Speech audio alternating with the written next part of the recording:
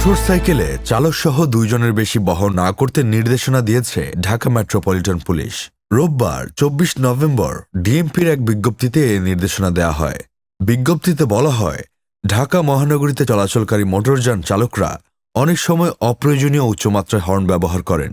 এতে পথচারী, যাত্রী, অন্যান্য গাড়ির চালক, নগরবাসী এবং বিশেষ করে অসুস্থ জনসাধারণের মারাত্মক স্বাস্থ্য ঝুঁকির সৃষ্টি হচ্ছে। এ সমস্যা রোধকল্পে মোটরযান চালকগণকে সড়ক পরিবহন আইন 2018 এর 45 ধারার বিধান অনুসরণ করে অপ্রয়োজনীয় ও উচ্চমাত্রায় হর্ন ব্যবহার না করার জন্য অনুরোধ করা হল।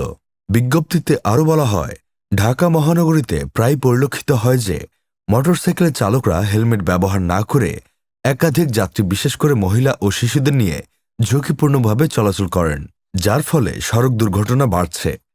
প্রাণহানির ঝুঁকি এড়াতে মোটরসাইকেল চালকদের সড়ক পরিবহন আইন 2018 এর 49 1 ধারার প্রথম অংশের 6 এর বিধান অনুসরণ করে চালকসহ 2 জনের অধিক বহন না করা এবং যাত্রীর হেলমেট পরিধান নিশ্চিত করার জন্য অনুরোধ করা হল। জানানো হয়, কোনো মোটরযান চালক নির্দেশনা পালন না করলে তার বিরুদ্ধে যথাযথ আইনানুগ ব্যবস্থা গ্রহণ করবে Dhaka metropolitan police. News desk, Sadman Sakib, Bangladesh news today.